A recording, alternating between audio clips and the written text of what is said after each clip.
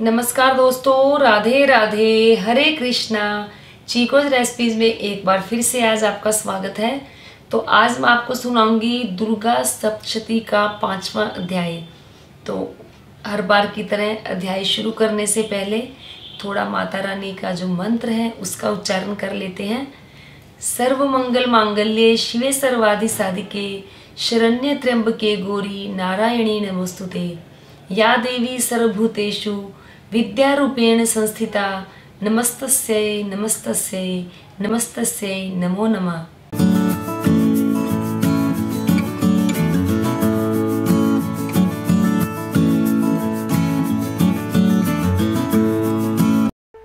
Subscribe करें chikoo recipes को और बेल आइकन को टैप करें मेरी हर वीडियो सबसे पहले देखने के लिए।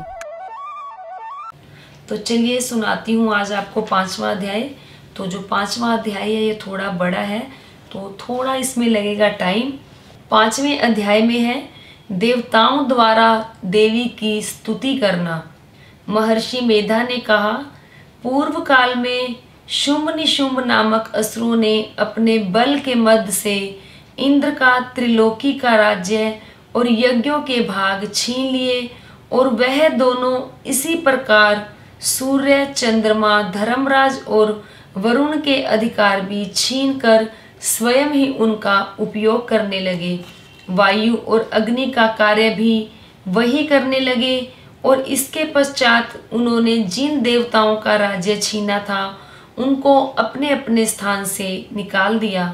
इस तरह से अधिकार छीने हुए तथा दैत्यों द्वारा निकाले हुए देवता अपराजिता देवी का स्मरण करने लगे कि देवी ने हमको वर दिया था कि मैं तुम्हारी संपूर्ण विपत्तियों को नष्ट करके रक्षा करूंगी। ऐसा विचार कर सब देवता हिमालय पर गए और भगवती विष्णु माया की स्तुति करने लगे। देवताओं ने कहा, देवी को नमस्कार है, शिव को नमस्कार है, प्रकृति और भद्रा को नमस्कार है। हम लोग रौद्रा, नित्या और गौरी को नमस्कार करते हैं। ज्योत्सनामयी, चंद्र रूपिणी व सुख रूपा देवी को निरंतर नमस्कार है।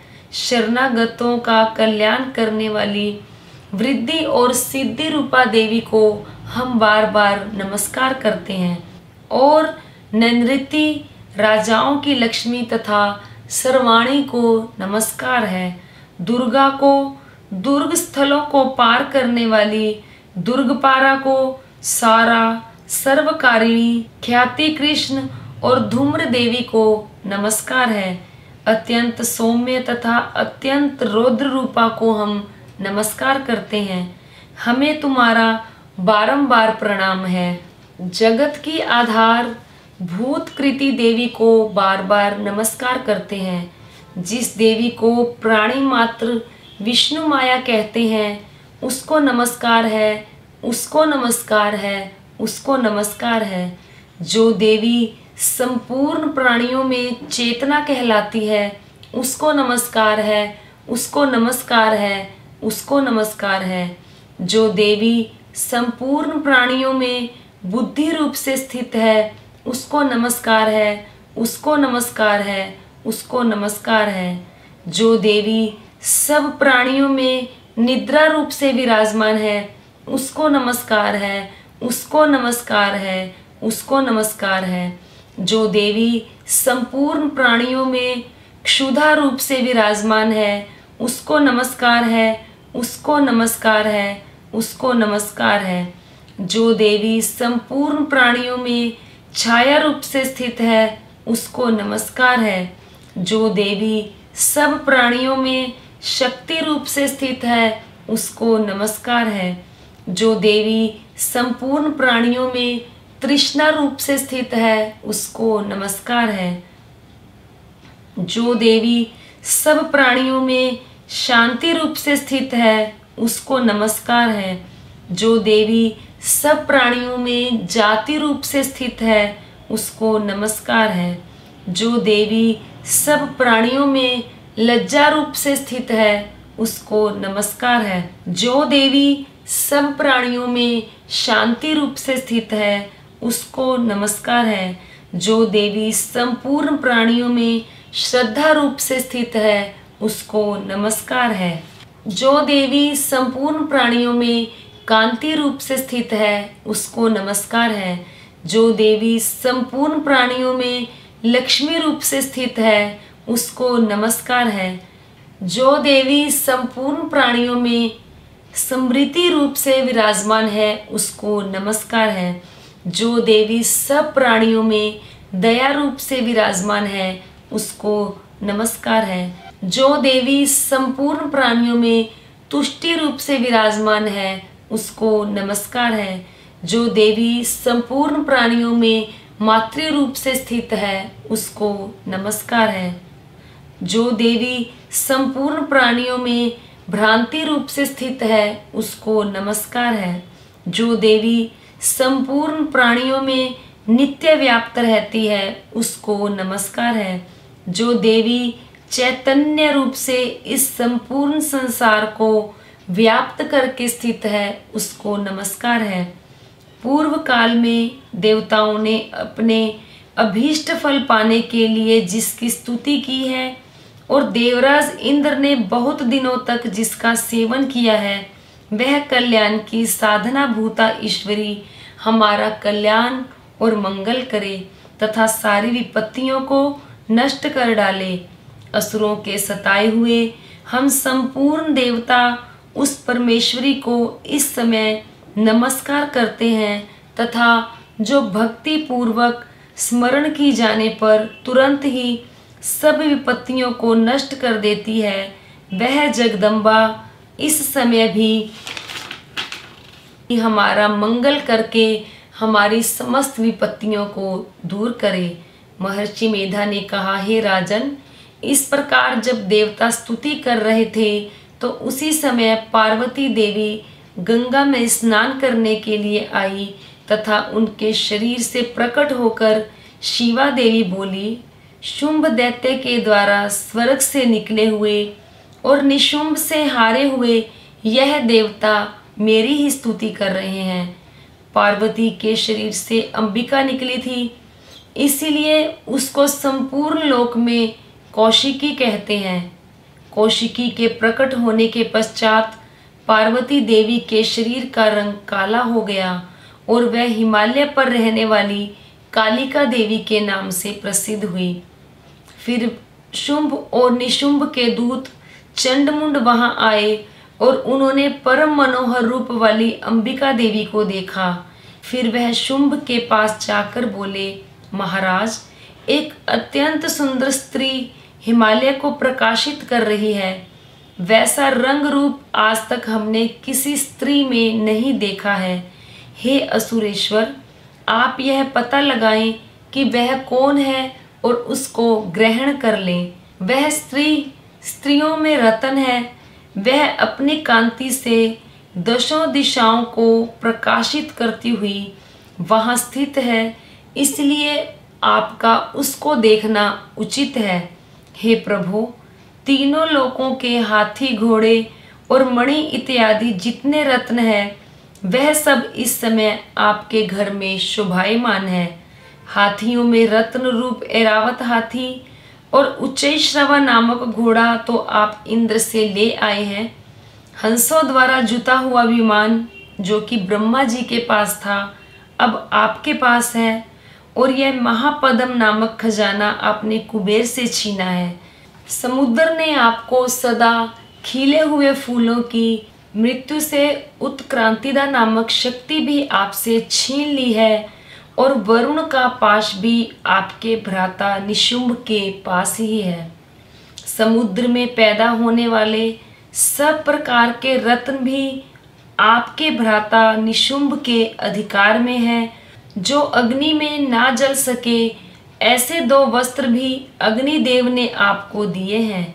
हे दैत्यराज, इस प्रकार सारी रत्न रूपी वस्तुएं आप संग्रह कर चुके हैं, तो फिर आप यह कल्याणमयी स्त्रियों में रतन रूप अनुपम स्त्री आप क्यों नहीं ग्रहण करते?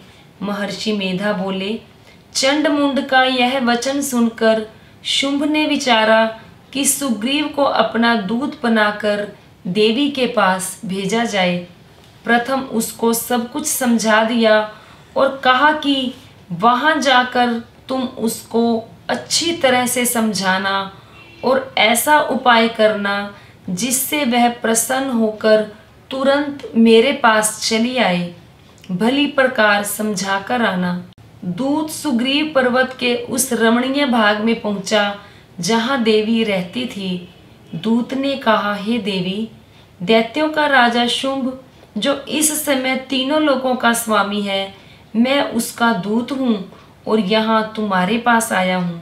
संपूर्ण देवता उसकी आज्ञा एक स्वर से मानते हैं।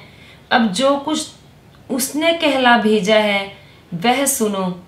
उसने कहा, इस समय संपूर्ण त्रिलोकी मेरे वश में है और संपूर्ण यज्ञों के भाग को पृथक पृथक मैं ही लेता हूँ और तीनों लोकों में जितने भी श्रेष्ठ रत्न हैं वह सब रत्न मेरे पास हैं। देवराज इंद्र का वाहन ऐरावत मेरे पास है जो मैंने उससे छीन लिया है। उच्चैश्रवा नामक घोड़ा जो क्षीर सागर मंथन करने से प्रकट हुआ था, उसे देवताओं ने मुझे समर्पित किया है। हे सुंदरी, इनके अतिरिक्त और जो भी रत्न भूषण पदार्थ देवताओं के पास थे वह सब मेरे पास है। हे देवी, मैं तुम्हें संसार की स्त्रियों में रत्न मानता हूँ क्योंकि रत्नों का उपभोग करने वाला मैं ही हूँ। हे चंचल कटाक्षों वाली सुंदरी, अब यह मैं तुझ पर छोड़ता हूँ कि तू मेरे या मेरे भाई पराक्रमी निशुंभ की सेवा में आ जाए। यदि तुम मुझे वरेगी तो तुझे अतुल महान ऐश्वर्य की प्राप्ति होगी। अतः तुम अपनी बुद्धि से यह विचार कर मेरे पास चली आओ। महर्षि मेधा ने कहा, दूत के ऐसा कहने पर संपूर्ण जगत का कल्याण करने वाली भगवती दुर्गा मन ही मन मुस्काई और इस प्रकार कहने लगी। देवी ने कहा, हे दूत, तू जो कुछ कह रहा है वह सत्य है और इसमें किंचित मात्र भी झूठ नहीं है। शुंभ इस समय तीनों लोकों का स्वामी है और निशुंभ भी उसी की तरह पराक्रमी है, किंतु उसके संबंध में मैं जो प्रतिज्ञा कर चुकी हूँ उसे मैं कैसे झुठला सकती हूँ। अतः तू मैंने जो प्रतिज्ञा की है उसे सुन। जो मुझे युद्ध में जीत लेगा और मेरे अभिमान को खंडित करेगा तथा बल में मेरे समान होगा, वही मेरा स्वामी होगा। इसलिए शुंभ अथवा महापराक्रमी निशुंभ यहाँ आए और युद्ध में जीतकर मुझसे विवाह कर ले। इसमें भला देर की क्या आवश्यकता है। दूत ने कहा, हे देवी, तुम अभिमान में भरी हुई हो, मेरे सामने तुम ऐसी बातें ना करो। इस त्रिलोकी में मुझे तो ऐसा कोई दिखाई नहीं देता जो कि शुंभ और निशुंभ के सामने ठहर सके। जब अन्य देवताओं में से कोई शुंभ व निशुंभ के सामने युद्ध में ठहर नहीं सकता, तो फिर तुम जैसी स्त्री उनके सामने रणभूमि में ठहर सकोगी। जिन शुंभ आदि असुरों के सामने इंद्र आदि देवता नहीं ठहर सके, फिर तुम अकेली स्त्री उनके सामने कैसे ठहर सकोगी। अतः तुम मेरा कहना मानकर उनके पास चली जाओ, नहीं तो जब वह तुम्हारे केश पकड़कर घसीटते हुए ले जाएंगे तो तुम्हारा गौरव नष्ट हो जाएगा। इसलिए मेरी बात मान लो। देवी ने कहा, जो कुछ तुमने कहा ठीक है। शुंभ और निशुंभ बड़े बलवान हैं, लेकिन मैं क्या कर सकती हूँ, क्योंकि मैं बिना विचारे प्रतिज्ञा कर चुकी हूँ। इसलिए तुम जाओ और मैंने जो कुछ कहा है वह सब आदर पूर्वक असुरेंद्र से कह दो। इसके पश्चात जो वह उचित समझे करे। तो ये था दुर्गा सप्तशती का 5वां अध्याय जो मैंने आपको सुनाया। उम्मीद करती हूँ जरूर पसंद आया होगा। तो लाइक करें, शेयर करें, चैनल को सब्सक्राइब करना बिल्कुल ना भूलें। हमेशा की तरह सुझाव देते रहे। आज के लिए इतना ही, फिर मिलते हैं। धन्यवाद। हरे कृष्ण।